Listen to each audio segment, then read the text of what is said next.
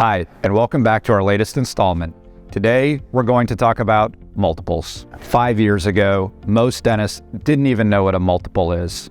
Now, almost everyone knows what a multiple is.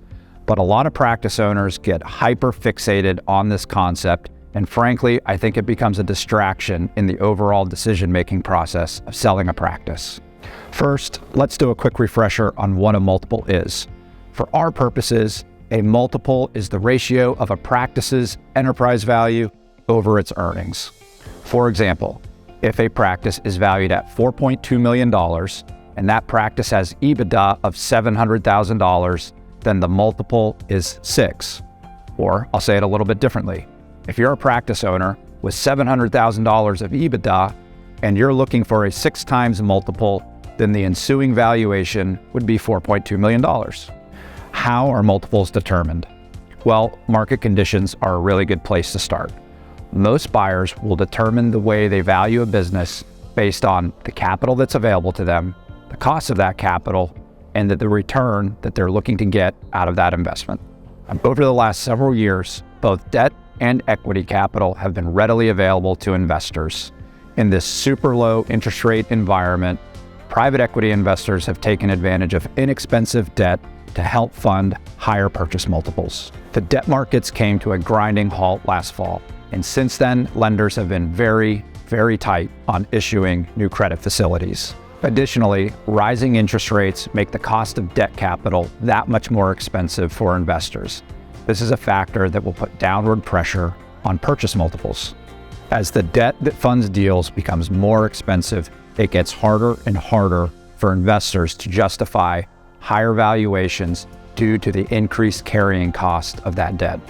Another variable that determines purchase multiples is an investor's understanding of the business and their risk tolerance around that. In a prior video, I talked about what investors look for when making an investment decision. Ideally, they're looking for low risk and a strong growth opportunity. The lower the risk, the higher the growth opportunity, then in all likelihood, you're going to see a higher purchase multiple.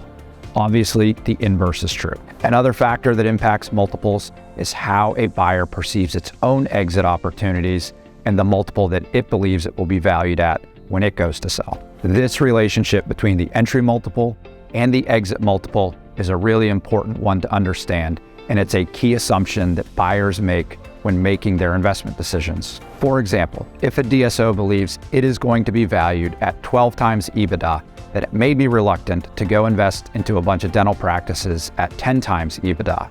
This spread between 10 times and 12 times is considered arbitrage. For an investor that is looking to double or triple its return on its investment, the arbitrage opportunity between 10 and 12 times is too thin and the math just doesn't work. Okay, so if you're a practice owner, what does this mean for you? If you're considering a sale, you just want the highest multiple, right? I hear all the time, I just want a 7x, for example. What does that even mean? How much money do you want? Do you want that now? Do you want that over the next 5 to 10 years? Do you want a mix of cash or stock?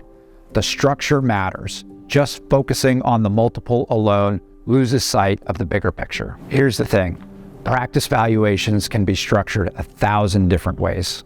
A practice valuation can be funded with all cash, all stock, or a mix of the two, which is generally the most common. Some of the cash may be issued today, and some of the cash may be issued in the future on a contingency basis.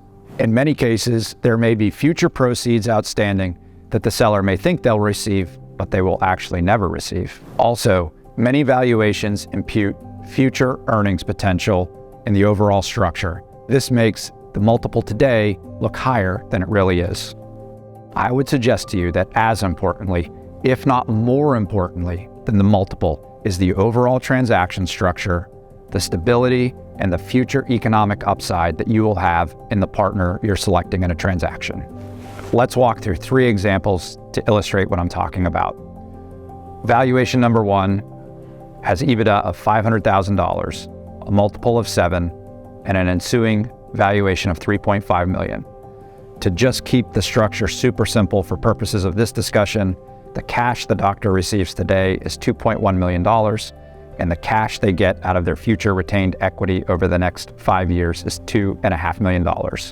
The total value of the deal is $4.6 million. Valuation number 2 has the same EBITDA of $500,000, but the multiple has now increased to 9x. So the ensuing valuation is $4.5 million on paper. Again, for sake of easy example, the cash today in this structure is $2.2 million, and the practice owner has the ability to earn another $800,000 in cash if they grow their practice by 80% over the next year. In this structure, their retained equity value is different than what they see on paper and is ultimately only worth $1 million. If you add up the totality of the economic value here, their real cash received is going to range between $3.2 million and $4 million. In our third and final example, the same practice with EBITDA of $500,000 is now valued at 8 times. It's an all-cash offer for an enterprise value of $4 million. But in this structure, the doctor only receives $2 million today, and the next $2 million is paid out over the next 15 years. In these examples, valuation number 2 and valuation number 3 had much higher multiples, but the transaction structure matters. You can see after running through the math that valuation number 1 actually yields a better long-term economic result to the seller. Making a decision to sell your business based solely on multiple may seem like the most obvious and easiest way to evaluate a transaction, but here are a couple other things that I think you should consider when selling your practice. Number 1, what is the long-term economic value that you're going to get out of this transaction, not just the initial cash proceeds? Number 2, which company or which partner is going to give you the most sustainable and assured chance of success over the remaining ownership tenure of your business? Number 3, who is the buyer? What's their track record?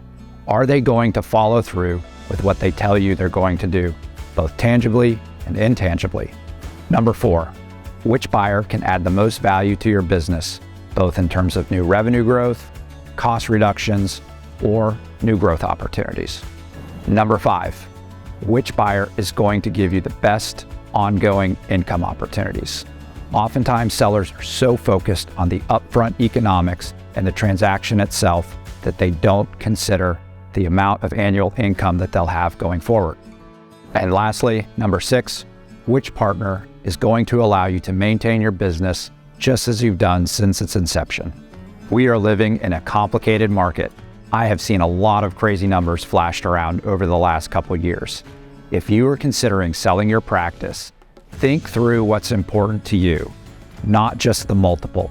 You're always going to hear about the multiple, but think through what economics matter to you, your family, and your business. If you are just looking for the highest multiple because some other dentist told you that he or she got an 8.5x, then you are probably focused on the wrong thing up front. Think through what is important to you, both in terms of cash, equity, tax savings, and ongoing economic impact. We're living in a crazy dental market right now, and you owe it to yourself to do your research and not just get fixated on a multiple.